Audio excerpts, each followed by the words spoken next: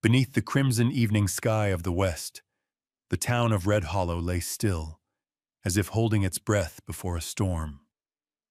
Low-slung wooden buildings sat steeped in the late sun, and the dirt road curled into thin ribbons of dust beneath the hooves of passing horses.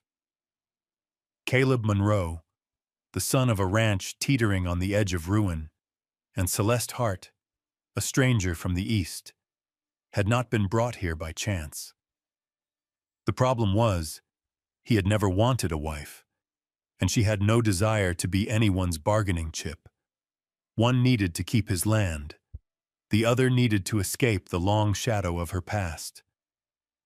But both would have to sign their names to the same marriage contract. Whispered voices, cold stares, a scarf drawn tighter, a gloved hand extended across the cautious gap. A brief handshake, yet enough to thicken the air between them. No one there could say for certain what would come of it. Only Walt that the moment marked the beginning of days when Red Hollow would never be the same again. The afternoon wind at Red Hollow Station carried more than just the red dust from the southern dirt roads. It brought with it the metallic tang of rusted rails, the sharp scent of fresh horse manure, and the scorched dryness of summer-burned hay. The whole town seemed to have gathered here, some pretending to have wandered by, others making no effort to hide their curiosity. Whispers drifted through like dry leaves caught in the wind, slipping between the timber posts of the station's awning, only to vanish when someone realized they were being stared at in return. Caleb Monroe leaned against a wooden post, his back straight, his shoulders loose as though this were just another ordinary afternoon. But his hand, almost unconsciously, turned the brim of his hat between his fingers, a motion no one would notice unless they looked closely. His eyes, shaded beneath the hat's brim, never left the faint trail of dust growing larger along the road to the station. The metallic clink of wagon wheels hitting the rail joints mingled with the collective breath of the crowd, a sound strange in itself, yet unmistakable to those waiting for something out of the ordinary. The black-painted carriage, dulled with age and coated in dust along its back wheels, jolted once before coming to a halt. The lead horse lowered its head, breath gusting into pale clouds that hung in the air. Somewhere in the crowd someone gave a low cough, not from the dust, but as if to break the silence that had stretched too long. No one took the bait. The carriage door swung open. A woman's dark brown boot stepped lightly onto the wooden platform. Then Celeste Hart emerged.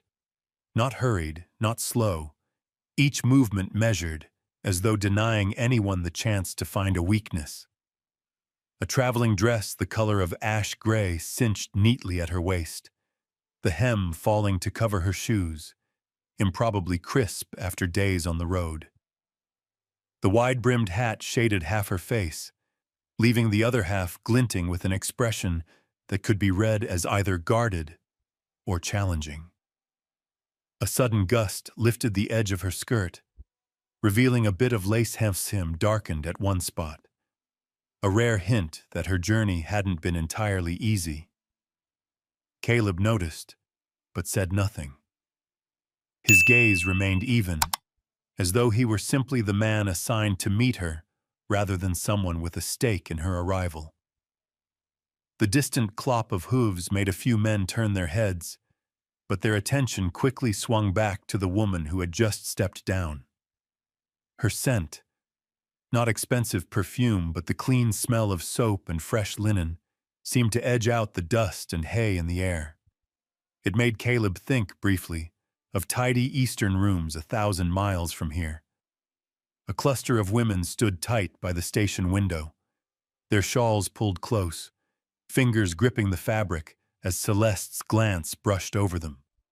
A few men leaned against the fence, hands tightening around the posts, their eyes holding no welcome. Children clung to their mothers' skirts, eyes wide in the way of those who know they're seeing something important, even if they don't yet understand why. Caleb stepped forward, just enough to close the distance to something less than far, yet still inside the bounds of caution. Celeste looked at him for a moment, before offering a gloved hand. The thin ivory leather creased slightly at the knuckles as she said, "Thank you for meeting me." Her voice wasn't raised, wasn't hurried, but carried enough clarity for those nearby to hear. It was the voice of someone used to speaking to ears that didn't want to listen, neither pleading nor waiting for approval. Caleb took the hand, held it firmly enough, and gave a single nod. No polite greeting, no questions. In that moment, under the ring of watchful eyes, the sounds of the town seemed to draw toward one point, the place where their hands met. A brief touch, but enough for everyone to know this wasn't a chance encounter. It had been set in motion for reasons most of them didn't yet know, though they were already building stories of their own. When Caleb released her hand, Celeste turned slightly toward the carriage where the driver was hauling down her baggage. A wooden trunk hit the platform with a heavy thud, startling a few onlookers. Caleb moved forward, took hold of the handle, gave the driver a nod, and pulled it down the step. Celeste showed neither guilt nor excessive gratitude, only fell into step behind him. They passed through the crowd. Eyes followed. A few whispers dissolved into the wind, still enough for Celeste to feel them. She kept her chin level, her stride steady, neither quickening nor slowing for anyone. Caleb's gaze stayed fixed ahead, though he knew exactly what each stare behind them carried: curiosity, suspicion, and a quiet rejection. At the hitching yard, Caleb set the trunk on the back of his buckboard. His chestnut gelding tossed its head, making the small bell on its tack chime. Caleb climbed up first, then turned and offered his hand to Celeste. She looked at it for the briefest moment before placing her gloved fingers into his. This time the touch was different. Not a polite handshake, but a silent transfer, from the station into Caleb's world, into whatever lay ahead. As the buckboard rolled out, its wheels grinding the red dust beneath the fading gold of evening, the crowd behind them blurred. But Caleb knew the story of this moment would sweep through Red Hollow before the sun went down. And he knew, too, that nothing from here on would be quite the same. The silence after Celeste's "Thank you for meeting me" was swallowed almost instantly by the space between them. Yet it didn't disappear. It hung there, suspended, like a thin cord running from her hand to Caleb's eyes, a cord both of them were aware of, though neither made a move to cut it.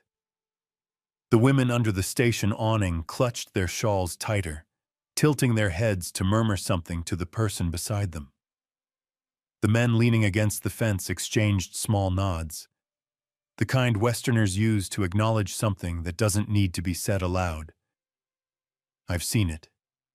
I understand it. And I'll remember it. But here, the nods didn't feel like approval. They felt more like the marking of a moment to be picked apart later than any sort of acceptance. The children were different. They didn't understand why the adults stood so still, why no one smiled at the woman who had just arrived. They only knew to press in closer to their mother's skirts, eyes wide, curiosity running from the brim of Celeste's hat to the shine of her boots. One boy, maybe 8 years old, leaned out from the line of bodies to get a better look, only to be yanked back by his mother, her hand gripping his shoulder as though afraid he might catch hold of something dangerous. Caleb released Celeste's hand and shifted just enough to shield her from the slanting glare of the afternoon sun. The light struck across his shoulder, spilling over half her face, outlining the curve of her wide-brimmed hat and catching on her cheek in a pale glint. She didn't turn away, nor did she try to start a conversation. Her posture, chin level, back straight, said all there was to say. She knew she was being scrutinized, and she would not let anyone see her flinch. The driver began lowering her luggage. The heavy wooden trunk struck the platform with a thud that made the floor tremble slightly. Caleb stepped forward, one hand gripping the handle, the other steadying it so it wouldn't slide. He set it down with just enough force, quiet but sure. Celeste gave a slight nod, not a clear thank you, but enough for anyone watching closely to know she'd taken note of the gesture. A man in the crowd, thin frame, open shirt collar, narrow eyes, let out a soft, dismissive snort as Caleb turned. The sound was small, but sharp enough for Caleb to hear.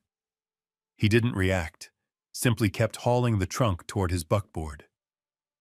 Celeste followed a step behind, her pace even and certain. Each time her heel struck the platform boards, it made a light, deliberate tap. Nothing like the hurried steps of those eager to leave a place. At the hitching yard, Caleb's chestnut gelding tossed its head, making the brass bell on the tack chime. A few children flinched and looked back before being pulled away. Caleb opened the wagon bed, set the trunk inside, and checked the tie straps. Celeste stood beside him, her eyes fixed on the crowd still gathered by the station. Her gaze swept the group, long enough to take in every face, every small gesture. Caleb climbed into the driver's seat first, then turned and held his hand out to her. This time, Celeste didn't hesitate like she had during the handshake. She placed her gloved hand in his, letting him pull her up. Once seated, her skirt settled neatly over her knees. Caleb released her hand and took the reins. The wheels began to roll, grinding the red dust under the fading light. The steady rhythm of hooves merged with the wind as they left the station behind. But Caleb knew the story spun there wouldn't stop. The nods, the stares, the man's derisive snort, all of it would feed a dozen conversations over supper tables, bar counters, and the general store. Celeste sat straight, eyes fixed ahead. Caleb couldn't tell if she was taking in the scenery or working through her thoughts. But he could feel, just as she must, that every moment here was being measured, remembered, and would be talked over. They passed the two-story wooden houses, then Bishop's General Store, its sign fading with age. For a fleeting moment, Caleb caught sight of Luke Bishop inside, leaning an elbow on the counter, turning a glass slowly in his other hand. His eyes were fixed through the window, following the buckboard. It wasn't just curiosity. It was a look that promised trouble down the line. As they left the town center, the noise fell away, replaced by the wind and the sound of hooves.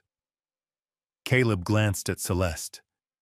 Her face showed nothing but calm, though her gloved hands were lightly clasped in her lap, the leather faintly creased, a small sign she was holding something in. He didn't ask.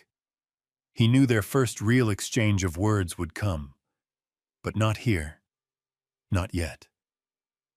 Far ahead, the Monroe Ranch began to take shape behind a thin veil of dust. Caleb felt the air around them shift, not from the wind, but from the knowledge that since the moment Celeste had stepped from that carriage, they'd both walked into a story the whole town meant to take part in.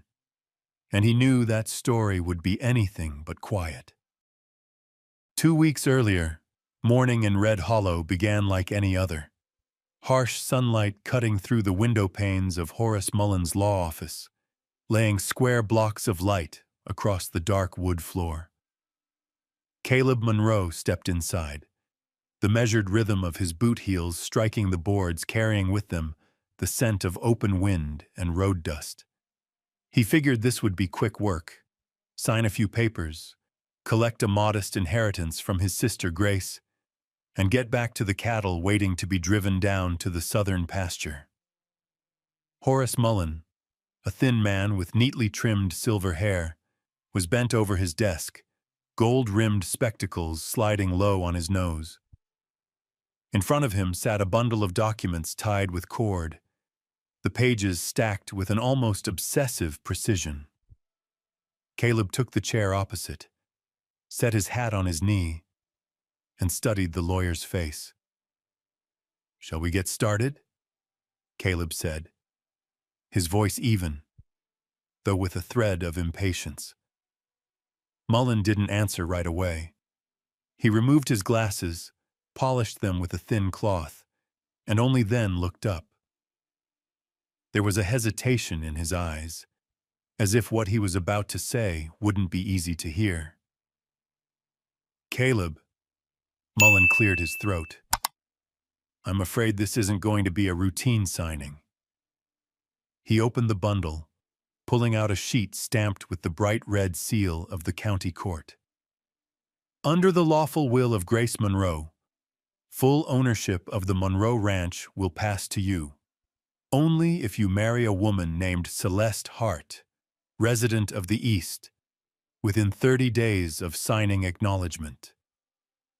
The words landed like a hammer blow. Caleb's brow furrowed, as if he needed to be sure he'd heard right. "You said, marry?" he repeated slowly, each word deliberate. "That's correct," Mullen nodded. "If the condition isn't met, the Monroe property will be transferred to the local bank, according to the loan guarantee agreement Grace signed last year." Caleb leaned back, the wood of the chair suddenly colder than usual against his spine. He was used to the surprises of frontier life: long droughts, sudden dust storms, cattle straying miles from their range. But a forced marriage clause from his own sister was something beyond imagining. "Who is Celeste Hart?" he asked, his voice dropping lower. Mullen shuffled a few pages and took out an envelope. "Grace met her in Denver while in convalescence at the sanatorium. According to Grace, Celeste is educated, once worked back east, but has faced serious injustices because of her skin color. Grace believed she deserved a fresh start." Caleb slid the photograph from the envelope, a small, slightly blurred image of a woman standing on a wooden porch. The eyes staring back into the lens were unflinching, without plea or apology. He'd never seen a look quite like it. "And if I refuse?" he asked, still studying the picture. "Then you lose the ranch. The bank will repossess it to settle the remaining debt. You know Grace mortgaged part of the land to keep the place afloat during the hard spell." The room seemed to close in.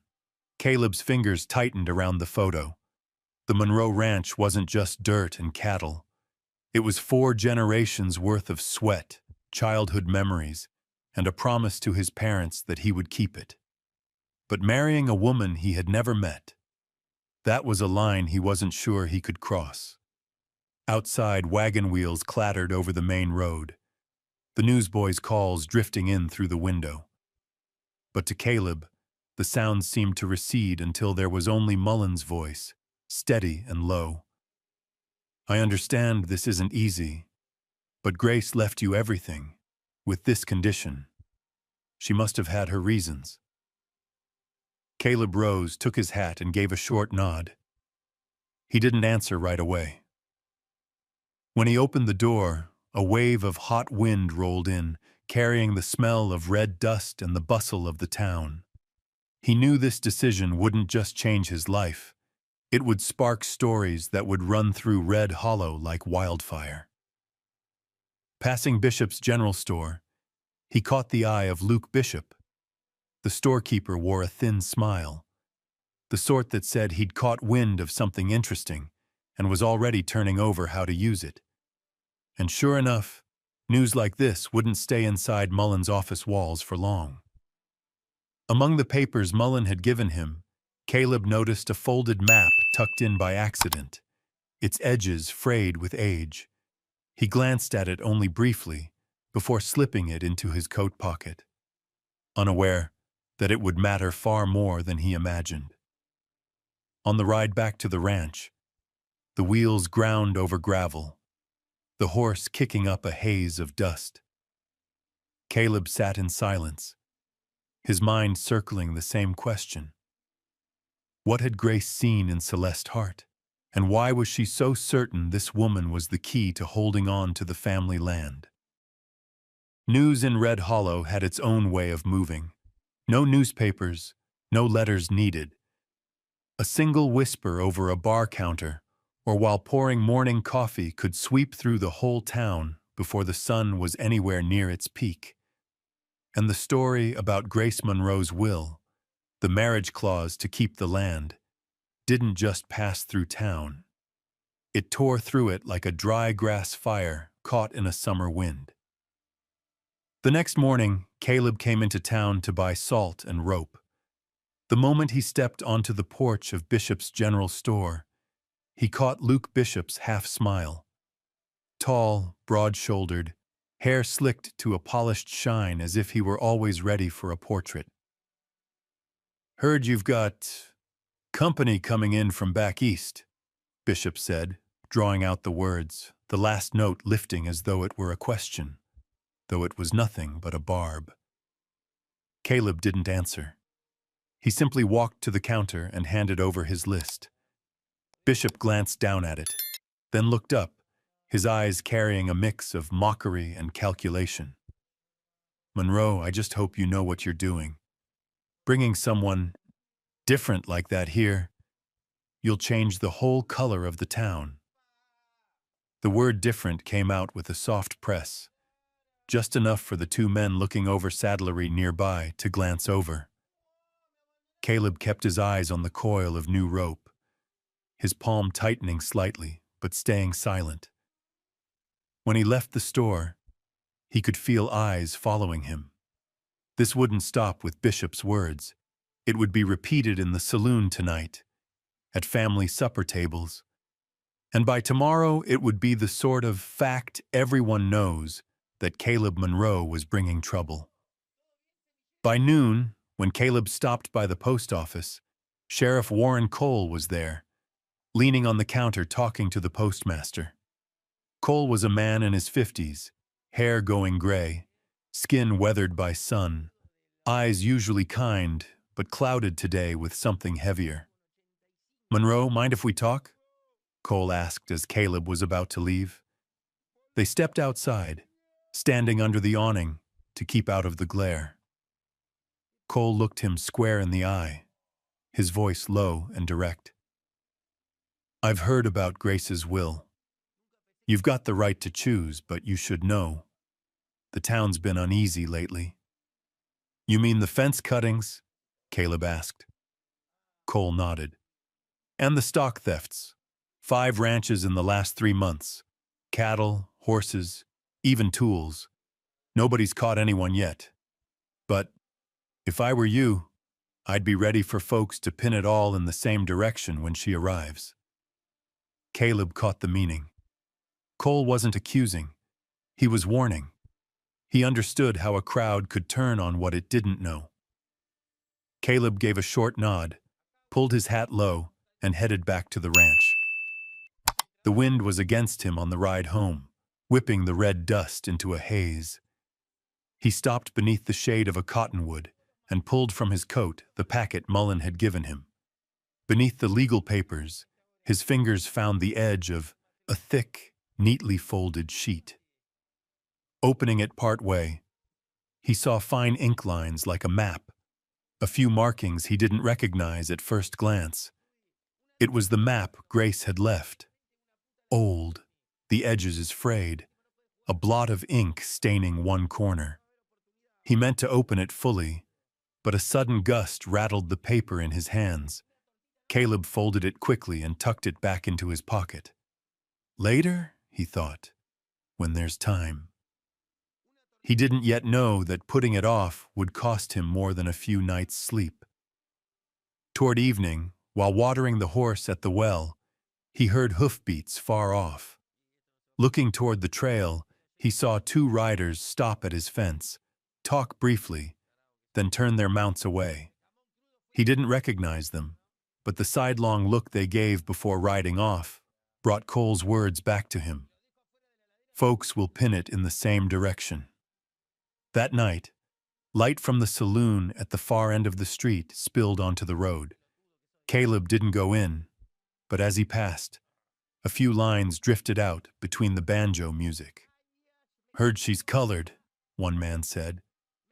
"Yeah, from back east. Monroe's crazy to marry for a patch of land," another voice replied, followed by a low laugh. Caleb kept walking, not looking back. But every word lodged in his mind. He knew that from now until the moment Celeste Hart set foot in Red Hollow, each day would be another wave hitting the shore, building toward a storm. Celeste Hart arrived in Red Hollow with little in the way of belongings. But in her hands she carried something Caleb hadn't expected. A bundle of letters bound with a faded blue ribbon, the paper yellowed, the ink pale in places. She gave them to him on her first evening at the ranch, when they sat across from each other in Grace's parlor. The lamplight cast a warm glow against the wooden walls, stretching their shadows long across the floor. Caleb untied the ribbon and unfolded the first letter. Grace's familiar handwriting emerged, the opening lines speaking not of great events, but of small details only a sister would remember. The way he mended fences in the rain, how he always counted the cattle twice before latching the gate, the quiet habit of carrying firewood to the elderly neighbor's house every winter. In her letter, Grace wrote that Caleb needed someone who would not only share his home, but challenge him to look beyond the hills that ringed the ranch. And she believed Celeste was that person. He read letter after letter, each revealing more of the conversations Grace and Celeste had shared at the sanatorium. Talks of land, of justice, of standing firm when surrounded by prejudice. At the end of the last letter, Grace had written a line that held him still for a long while. "If you're reading this, it means I'm no longer here to protect you, but Celeste will." 3 days later, the wedding was set. Caleb knew the short notice wasn't for preparation, but to keep the news from spreading further, a hopeless effort from the start. The town's church stood at the end of the main road, framed by 2 rows of birch trees whose leaves had begun to turn yellow. That morning, clouds hung low, a pale gray light washing over everything. When Caleb entered with Celeste, their footsteps echoed in the wide, mostly empty space. The pews along the aisle were largely bare. A few familiar faces, the postmistress, the blacksmith, sat scattered, eyes cast downward more than up. In the front row, Sheriff Warren Cole and his wife sat in silence. Mrs. Cole's eyes held a brief flicker of warmth, quickly shuttered. On the dais, Reverend Harold Matthews stood straight, both hands resting on the Bible. He had officiated for generations in this town, but today his voice was rougher, his words chosen with careful precision, as if to avoid striking any nerve. Caleb scanned the room and wasn't surprised to find Bishop absent. What drew his attention more was the group of men standing on the porch outside, leaning against the posts, smoking and talking just loud enough for their laughter to carry inside. The ceremony passed quickly. The vows were spoken without smiles or tears, just a chain of words filling the church's hollow space. When the Reverend said, "Do you take?" Caleb glanced at Celeste. Her eyes didn't waver, didn't seek reassurance, only met his with a directness that seemed to say, "We both know why we're here."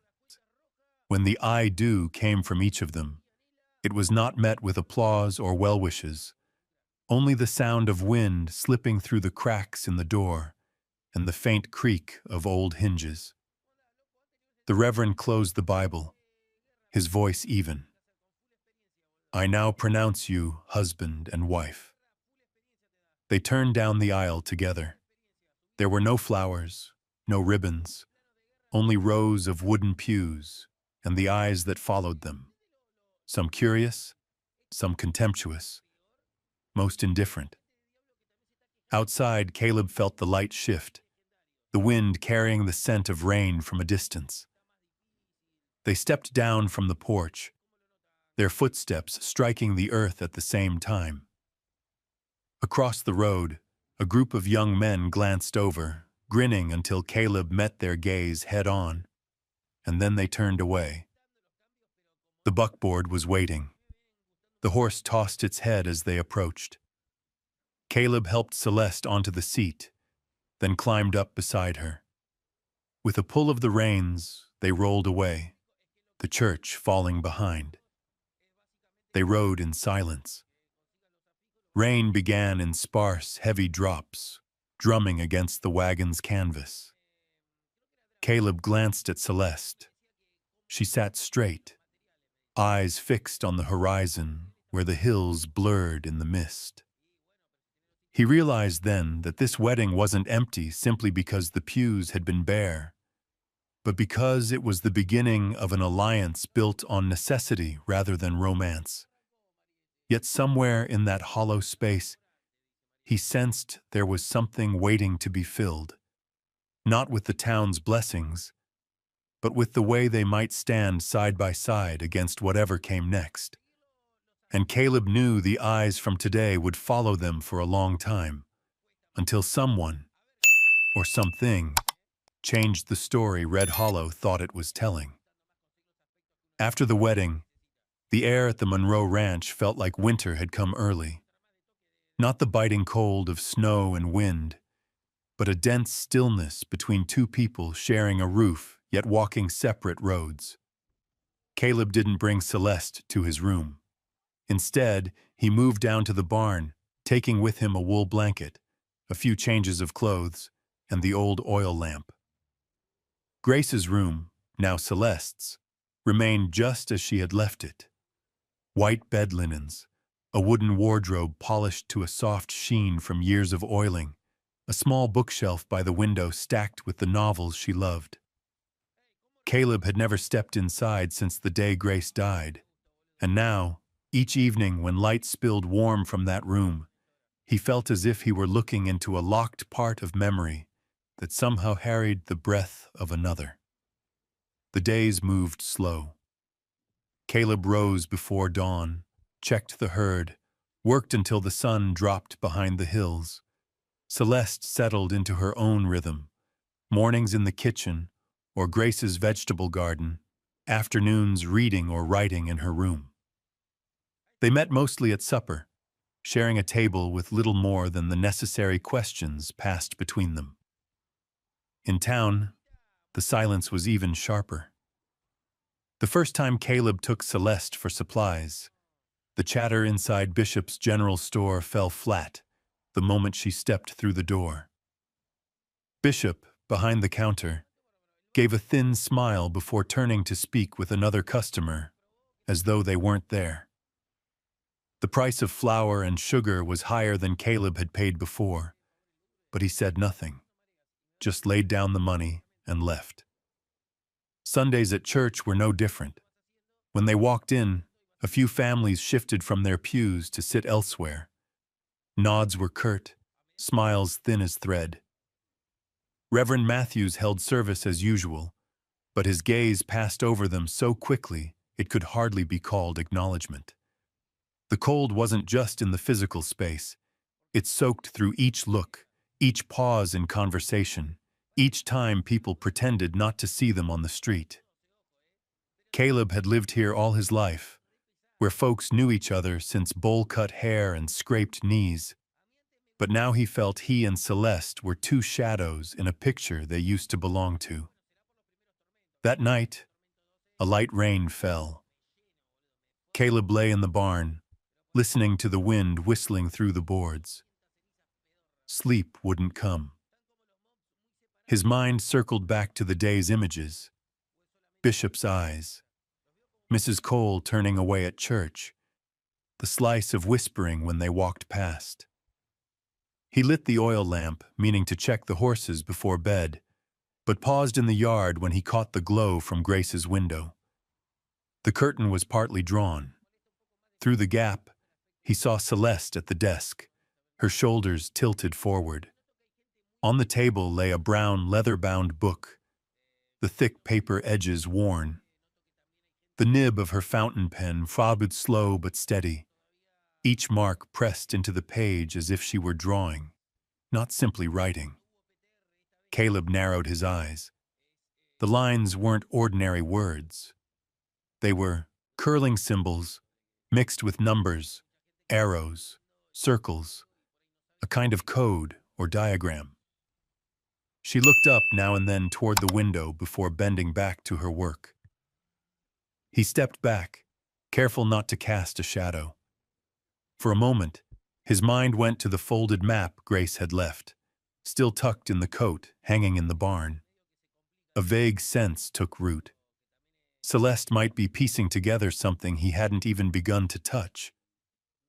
She wrote for a while longer, then set down the pen, closed the book, and blew out the lamp. The room fell dark, leaving only the rain and the night. Caleb stood still for a few seconds before turning back to the barn. He wasn't sure if he should ask her about it or wait for her to tell him. But he knew that whatever was in that book held answers. To her, and maybe to why Grace had set that marriage condition in the first place.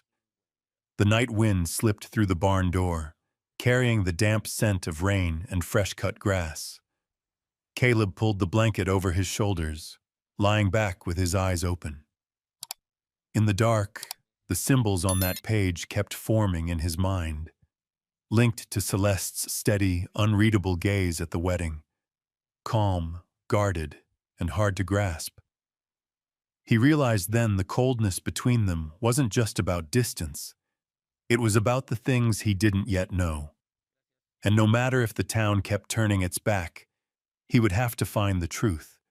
Because if he didn't, someday he might find himself left behind in a story he'd thought he was part of.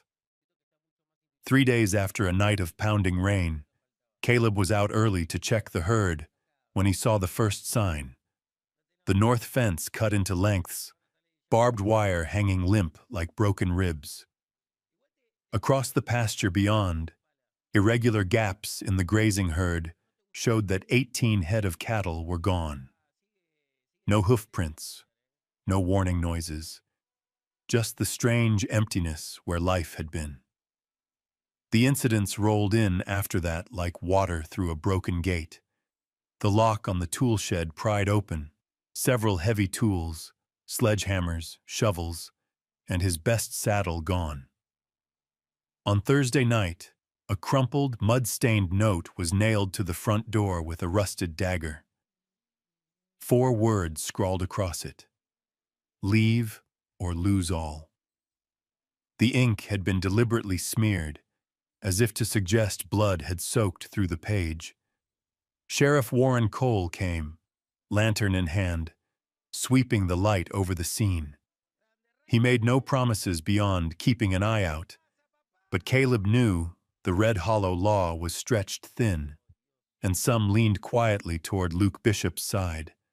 Rumors that Caleb had been forced to marry and had brought an outsider into the house had already soured more than a few. Celeste said nothing, but Caleb noticed she was writing more in her leather-bound book filled with strange symbols. Each night, after the doors were shut, she would sit by the lamplight, pen moving swiftly over twisting lines, then tuck the book carefully into the cloth lining of her wooden trunk. Once Caleb caught a glimpse of what looked like a boundary line sketched out, with arrows and X marks. The pressure was mounting. Cattle work was disrupted, Feed prices were rising, and Bishop was circling the property like a hawk waiting for prey to weaken. One morning, Caleb found an unfamiliar set of boot prints leading from the forest trail toward the barn. Following them, he discovered another section of fence had been cut, but this time more carefully. The saboteur had clipped each wire and then set it back in place to hide the damage. Celeste suggested locking the gates, but Caleb shook his head. If they locked one point, the vandals would just find another. Instead, he set up simple noise traps, tin cans strung between wires so even the lightest touch would rattle a warning. On the 10th night after the first attack, the cans clattered loud in the dark. Caleb grabbed his Winchester and ran out with the storm lantern. A shadow bolted for the trees, leaving behind a heavy burlap sack. Inside, Caleb found part of the missing herd, or rather a few calves with their ears cut to disguise their markings. Back in the yard, Celeste was waiting, her cloak wrapped tight. She asked if he'd caught anyone. Caleb shook his head, but he saw her eyes linger on the sack, as if she recognized something. Without a word, she turned and went inside, leaving Caleb with the sense that someone was playing a game of chess he hadn't yet seen the whole board of. The next day, word spread fast that Bishop was negotiating to buy a tract of land bordering the Monroe property. If he succeeded, he'd control the entire water supply from the Branch Creek, the only lifeline during the dry season. Caleb realized the sabotage wasn't just about intimidation. It was the groundwork for a takeover. That afternoon, Caleb went to see Horace Mullen about the legal rights to the water. Mullen dug through files, frowned, and handed him a bundle of yellowed papers. The very map Caleb had left unopened in the packet Grace had given him. On it, in addition to the Monroe land, was a narrow strip running all the way to the water source, marked in red ink. Mullen explained that Grace had quietly bought that strip years ago, but had kept it secret to keep others from sniffing around. Back at the ranch, Caleb laid the map on the table. Celeste walked in, glanced at it, and stopped. In that moment, her eyes held both surprise and something that looked like recognition. Caleb asked her straight if she knew anything about it. She didn't answer right away, only said, "There are things your sister wanted me to protect, even if you weren't ready to hear them." The words kept him awake that night. In the wind's whistle beyond the window, he began piecing it together. The symbols in her book, her look at the burlap sack, and now her reaction to the map. Celeste wasn't just a wife by Will's condition. She was holding part of Grace's secret, and that secret might be the key to either saving or losing the Monroe Ranch. And before dawn had fully broken, a sharp crack split the air from the direction of the barn. Caleb was on his feet in an instant, heart pounding. This time he knew. They'd decided to make their final move. Rumor had a way of seeping into every corner like smoke through a crack in the door. In Red Hollow, it didn't need anyone to fan the flames. Just a half-spoken word over a whiskey glass, a shrug in the marketplace, and it became truth in the eyes of the listener. This time, the target was Caleb Monroe. Bishop didn't have to speak outright.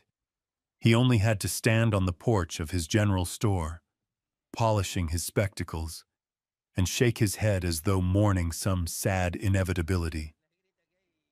Customers coming in for nails or rope would fill in the rest themselves.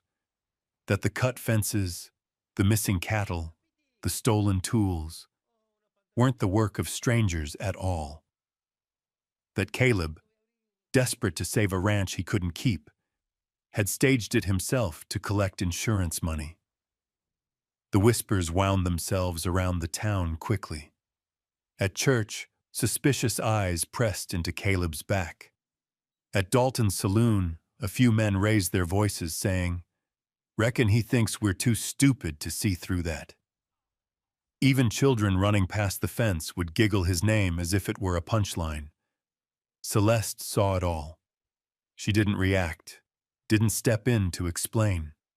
Instead, she kept to her new habit, asking quiet questions, taking notes, watching closely. At first, Caleb thought it was just her way of passing the time, but gradually he realized.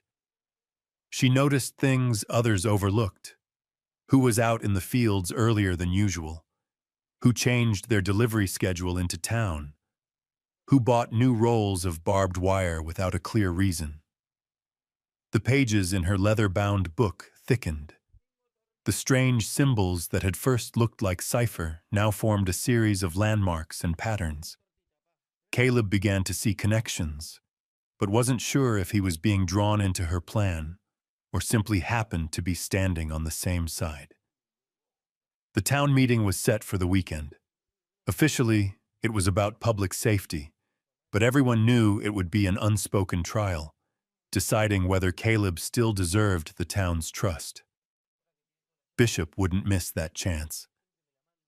3 nights before the meeting, Caleb was checking the granary locks when he saw Celeste coming back from the south, where the road opened into wide grassland.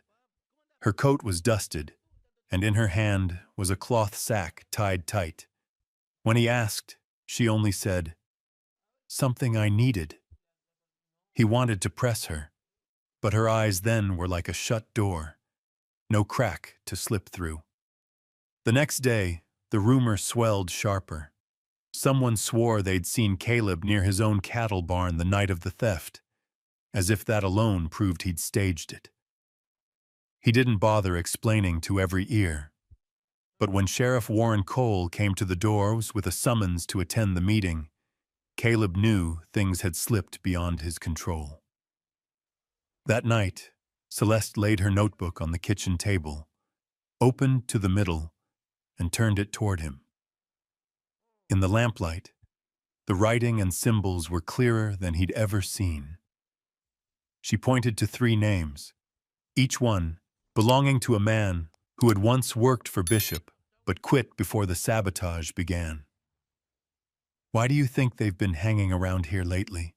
she asked, voice low.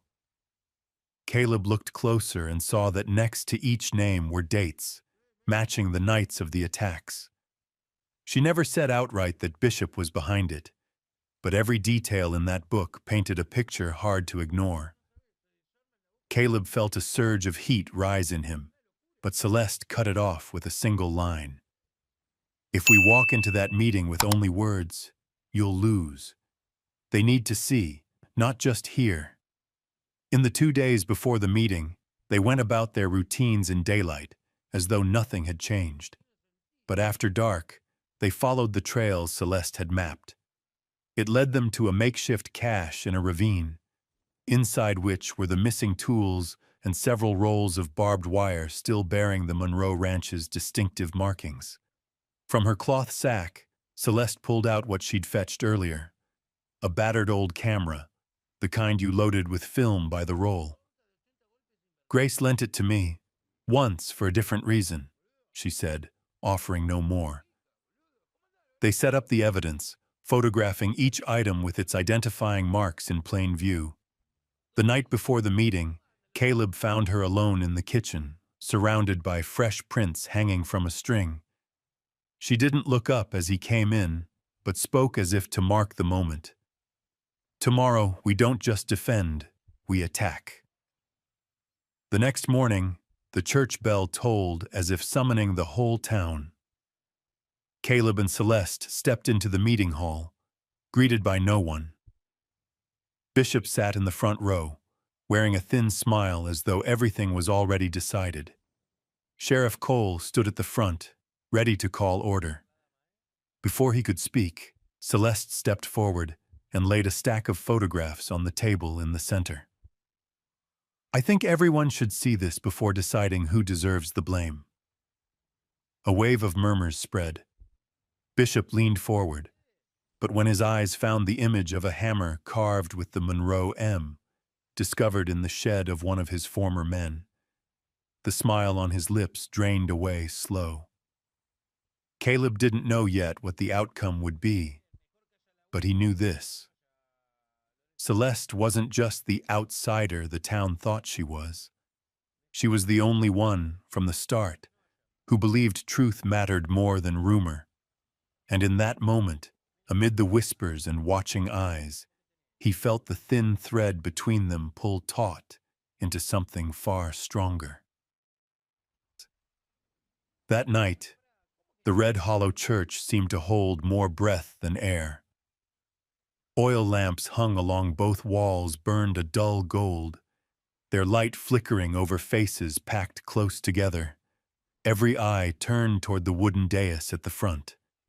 Outside, the autumn wind carried the smell of dry dust and scorched grass, slipping through the narrow gaps in the doors, threading itself into the whispers and soft coughs inside. Caleb sat in the back row, hat pulled low, both hands laced between his knees. He didn't have to look up to know Bishop was there. He only had to hear the man's voice, that half-oily, half-taunting drawl, and the way he hit certain words like bait dropped into a pond full of hungry fish. "We've got ourselves a string of problems," Bishop said, holding a stack of papers aloft so all could see. "Fences cut, cattle missing, tools gone. And here's the curious part. It all started just days after the new arrival." He stretched the phrase, leaving just enough silence for a few headshakes and murmured agreements to ripple through the crowd. Celeste sat to the right, back straight, hands folded neatly in her lap. She wore Grace's old charcoal-colored dress, the one thing that seemed to soften a few stares, as if the legacy of a dead woman still deserved respect. But she knew well enough that respect wasn't for her. Sheriff Warren Cole rose, his voice gravelly but clear. "I'm not making any accusations, but I'd like Mrs. Celeste Monroe to cooperate with the investigation, to prove she's not involved. Folks here know. Rumor's been running faster than a spring colt." Celeste didn't turn toward Caleb, but he caught the faint tightening at the corner of her mouth. He knew that feeling, being put in a position to prove your innocence when no one needed proof to condemn you. Bishop stepped forward, smile wide but never touching his eyes. "I believe if she's truly got nothing to hide, she won't mind. But if there's something she's keeping..." He let the sentence trail off, letting the crowd's imagination fill in the rest. From the left-hand pews, Mrs. Carter, the baker, stood up. "We've lost trust, Sheriff. Lost cattle, lost goods. Who pays for that? You can't just say, 'not involved,' and be done." Celeste rose slowly. The wooden chair gave a small groan that in this room sounded like a snap. "I'll cooperate," she said, her tone so steady it caught Caleb off guard. "But I want everyone to know I didn't come here to cause harm. I have my reasons, and when the time comes, I'll show them." A fresh wave of murmurs swept through the rows. Caleb saw Bishop tilt his head, weighing her words. Cole nodded. "Good. We'll start by inspecting the damaged areas. I'd like 2 volunteers to go with Mrs. Monroe. Bishop, you free?" Bishop's mouth curved into a smirk. "As a responsible citizen, I'll go." Caleb's fists curled. He knew it was a trap. Bishop didn't just want to tag along. He wanted to control the story, to turn anything found into evidence against Celeste. When the meeting broke, chairs scraped and boots thudded like sudden rain. No one came near Celeste, except a small boy at the door. He handed her a folded scrap of paper and darted away. She opened it to find one messy line. "East fence, tomorrow night." You'll see." Caleb read it when she passed it over. Their eyes met just long enough to agree. This was a lead, and Bishop couldn't hear about it.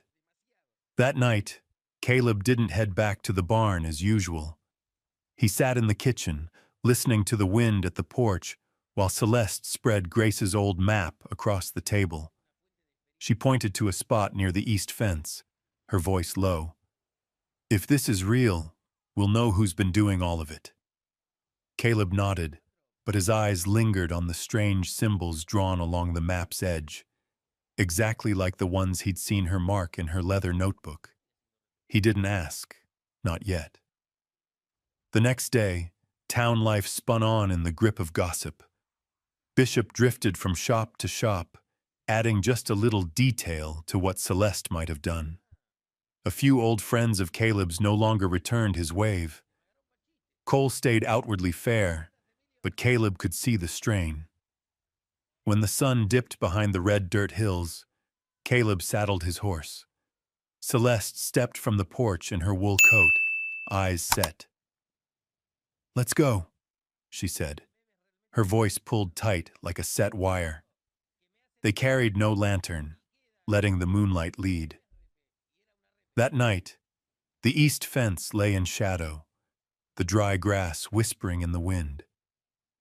Caleb and Celeste slipped around a low rise to the section of posts that had been cut. Then, from a distance, a glint, lamplight flickering. A group of figures, Bishop's frame among them, herding the last of the cattle into a closed pen. Celeste hissed softly, "We need proof." Caleb nodded, slid from the saddle, and began circling wide to block their escape route. In the dark, the world narrowed to breath and heartbeat, and he knew tonight would change everything. Celeste rose, one hand resting on the stack of papers, as if it were the only shield between her and a room full of narrowed eyes. Wooden chairs creaked as heads turned toward her. No one in that hall had expected an outsider to stand and speak at a town meeting, especially not right after Bishop's fiery speech, laying every trouble since her arrival in Dryford at her feet. She unrolled the first map across the long table. Ink lines clearly marked where fence cuts had been made, not at random, but in a pattern leading straight to a cattle pen hidden behind the western tree line. "This wasn't natural damage," she said, her voice not loud, but pitched so every ear could catch it. "Someone planned to drive the herd out of the ranch." A low ripple of whispers followed. Caleb leaned forward slightly, his eyes locked on Bishop, as if waiting for a tell. Celeste continued, laying out the second sheet. This one a list of tools stolen in the recent attacks. Beside it, she placed several photographs taken in Bishop's store, showing those same items openly for sale. "I matched the serial numbers and distinctive scratches," she said evenly. "They match exactly to what was reported missing." Bishop gave a short, dry laugh. "You're accusing me of stealing in plain sight? Because of a few blurry pictures?" Celeste didn't answer right away. Instead, she opened an envelope and slid out 2 sheets of paper. One, the threatening note nailed to Caleb's barn door. The other, a bill of sale from Bishop's store. "Same handwriting," she said, placing them side by side so the slant of the letters and the looping of the G's could be seen. "I had it verified by a handwriting expert." The room fell silent. Bishop's hand tightened on his hat brim, his face flushing red. But before he could retort, Celeste brought out her final card. "And this," she said slowly, "is a signed statement from Deputy Roy Daniels." A swell of murmurs spread through the crowd. At the far end of the table, Roy sat pale as ash. Celeste's gaze shifted to Sheriff Cole. He admitted to helping Bishop move cattle at night, in exchange for cash to cover gambling debts. All eyes turned to Cole. The sheriff's jaw set hard. He faced Roy, his voice like stone rolling downhill.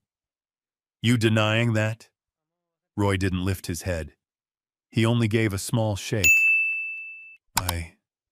I owed him too much. He said if I refused, I'd lose my job and my home. Chairs scraped loudly as some stood, angry, shaken. Those who had believed Bishop now looked like they'd been yanked out from under a blanket. An older rancher's wife, once Bishop's staunch friend, clutched her chest and stepped back as if struck. Bishop started to speak, but Cole raised a hand. "Enough.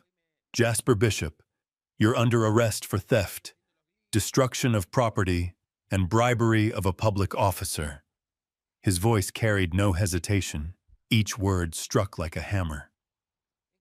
Two deputies moved in, taking Bishop's gun and locking irons around his wrists under the full, unblinking gaze of the town. Bishop snarled, shouting that it was all the scheme of some city woman and a failed cowhand, but no one rose to defend him now. Celeste gathered her papers without a word. As Bishop was let out, she caught Caleb's eye. Not just a nod of thanks, but something deeper. An unspoken acknowledgement that his fight was no longer his alone. Cole stayed behind, slowly removing his hat, as if swallowing a stone. "You did what I couldn't," he said quietly, only for Celeste and Caleb to hear. "But it isn't over." Celeste's smile was thin. "I know, but at least we've turned the wind." Outside, hoofbeats faded into the night, carrying with them the low hum of townsfolk still talking. They'd repeat this story for days, some adding to it, some doubting it. But the truth had come into the light, and from here on, no one could pretend they didn't know. In that moment, Celeste understood. Rumor could coil around anyone, choking a name in days. But once turned inside out, that same rumor could set someone free, if you knew how to guide it. She stepped out of the church, Caleb falling into stride beside her. Overhead, a sliver of moon cast silver across the red dust road, as if marking the start of the next round in a long game. The clink of handcuffs rang sharp as Cole snapped them around Bishop's wrists. The dull yellow of the oil lamps spilled across the church floor, stretching the hunched shadow of the man like some beast caught in a trap. Caleb stood against the wall, both fists clenched, white-knuckled. He'd waited for this moment a long time, but what was coming to light was darker than missing cattle. The search began right there in Bishop's grand house, and it wasn't long before a thick ledger was laid on the table. The ink-stained pages revealed a network of names: Mayor Hallworth, Judge Grady, Banker Sloan, each listed alongside land sales well below market value, later flipped to the railroad company for a fortune. Caleb read each line with a cold, bitter churn in his gut. Celeste turned the pages as if solving a problem she'd already worked out in her head. Every scrap of information lined up with the notes she'd been keeping for months. But at the final page, instead of another crooked deal, something else waited. A letter tucked between tax receipts. The paper was yellowed, the rounded hand a little unsteady. She read the sender's name: Grace. Caleb stepped closer, and in the flickering light, he recognized the handwriting. It was a letter to Celeste, revealing that his sister had known about the scheme for a long time. In it, Grace confessed she had deliberately arranged the marriage between Celeste and Caleb, believing they would stand together to keep the land and expose the powerful men's dirty games. "She doesn't just need a roof over her head," Grace wrote. "She needs an ally who knows how to hold the reins when the storm comes." By the time Caleb finished reading, the old ache of loss had turned razor sharp. The news of Grace's accidental fall from a horse earlier that year now wore a different color. Cole called in the county's chief doctor to exhume and re-examine her. The result dropped like a stone into the room. Arsenic in high doses, built up over time to weaken, then kill. Caleb sat silent, one hand flat on the table, feeling the rough grain of the wood like an anchor against the wave of shock. Every eye turned to Bishop, but Celeste shook her head. Not him. She pulled out another packet, copies of letters and receipts from the town hall archives. Each letter bore Mayor Hallworth's signature, alongside private notes written in the same reddish-brown ink found in the ledger. And in one letter to Grady, Hallworth had written outright, "Grace Wren knows too much. We need to be sure she can't talk." Cole's jaw locked, his eyes going dark. He knew exactly what this meant. Not just a cattle theft, not just one dirty businessman, but a power network rooted deep into the bones of the town. Bishop was only the tool, Celeste went on. Hallworth's the one holding the strings. He feared Grace would take evidence to the papers. He chose the simplest way, silence her forever. While Cole gave the order for Hallworth's immediate arrest, Caleb slipped outside. The Montana night bit cold enough to turn his breath to steam.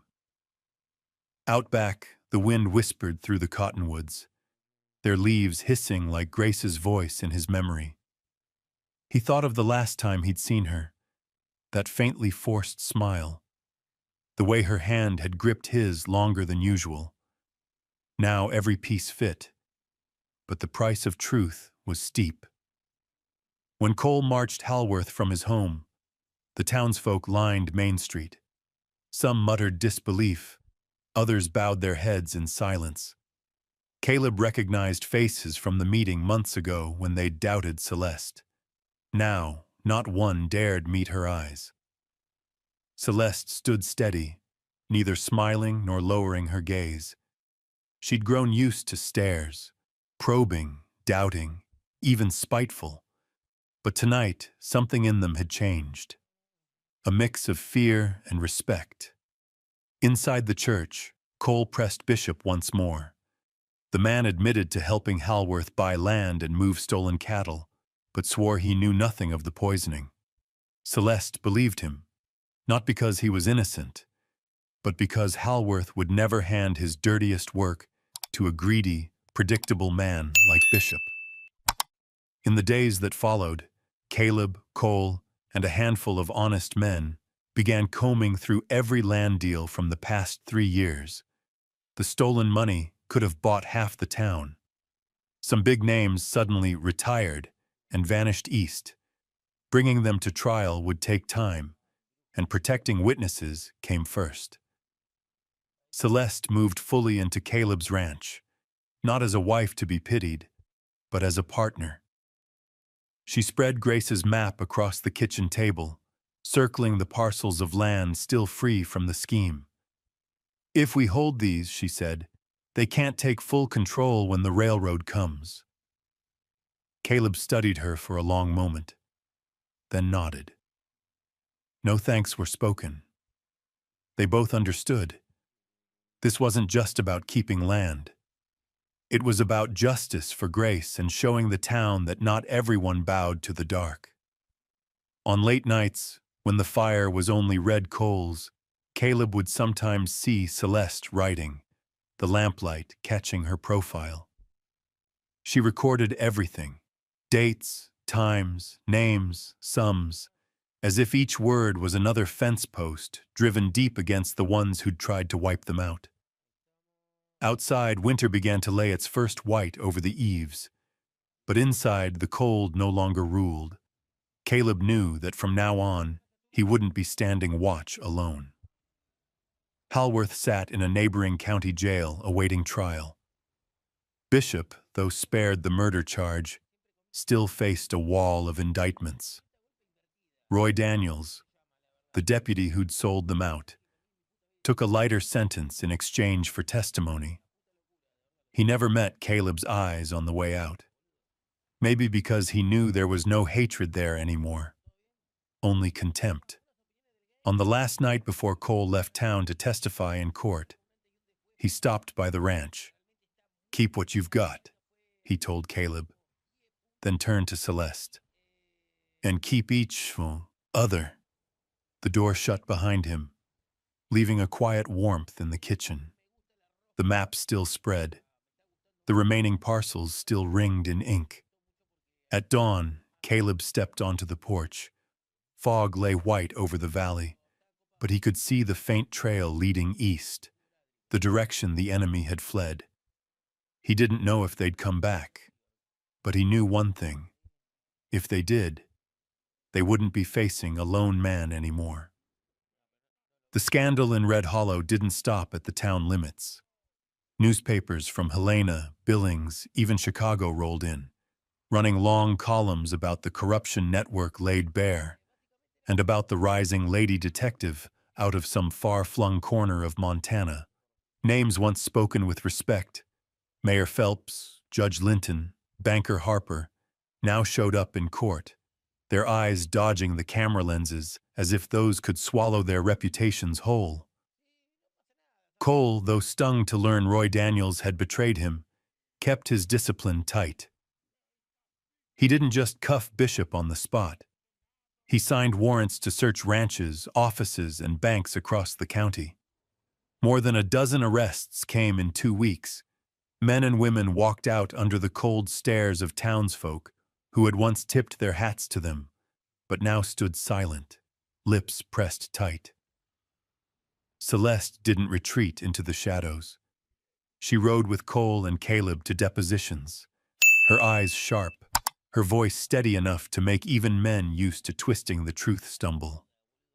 The papers called her the woman who woke Red Hollow up, a nickname that made Caleb smile with quiet pride every time he saw it in print. Caleb, now not just her husband, but her partner, stood at her side through it all. He wasn't used to camera flashes or praise, but he knew how to guard what mattered. In every interrogation, he'd sit behind her, watching each flicker across a witness's face, an anchor keeping her steady in the storm. Red Hollow itself began to change.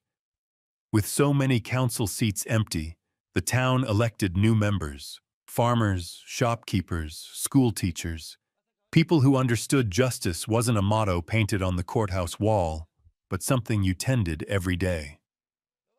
Laws were rewritten to keep power from pooling in too few hands. New fences went up, not just to hold cattle, but to remind folks of the lines greed was not allowed to cross. One evening, with the day's work done, Celeste and Caleb sat out on the porch. Sunset spilled amber fire over the prairie, and the wind carried the scent of dry grass and fresh-cut pine from Caleb's workshop. They didn't say much. They didn't need to. Then, as usual, Caleb broke the quiet first. "I think we could open a detective's office here," he said, still watching the horizon. "Not just for catching crooks, for folks who don't have a voice." Celeste tilted her head toward him, a faint smile touching her lips. "Caleb and Celeste investigations? Or Celeste and Caleb?" "That order," he said, eyes glinting, "because you started all this." They talked, not like dreamers, but like two people who knew danger would come with the work.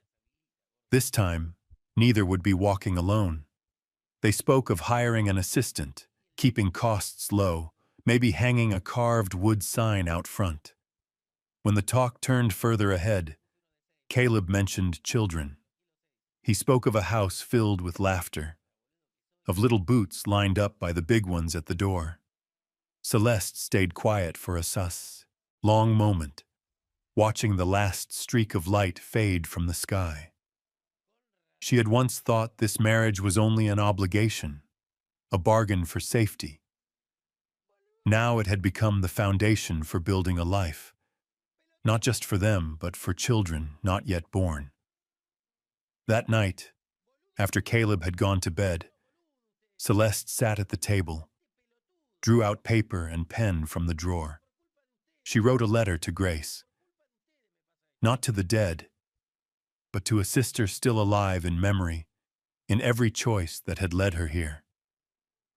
"Dear Grace," she began, her hand steady under the oil lamp's glow. "I don't know if you foresaw this or only hoped for it, but thank you for believing in what no one else thought possible. You planted a seed, and even among stone and dust, it grew.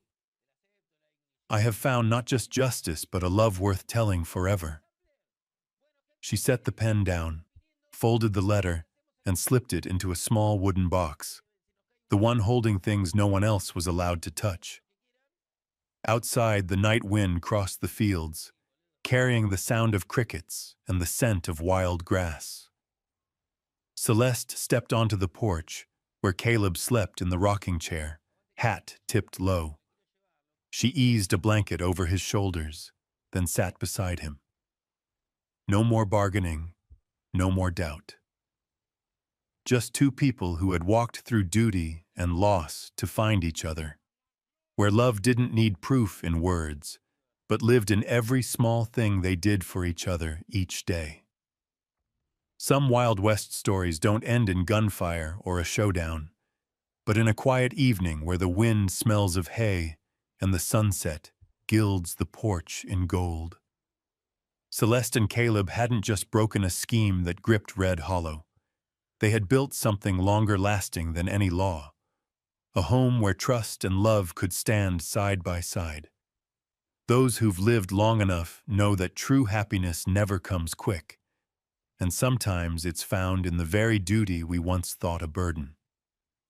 Looking back, every step from strangers to partners had been stitched with the thread of patience, understanding, and faith. If this story has stirred a memory or a dream of your own, we invite you to share it in the comments. Be sure to like, subscribe, and ring the bell so we can meet again on the next journey, where the pieces of justice, love, and the memories of years gone by come together once more to form a complete picture.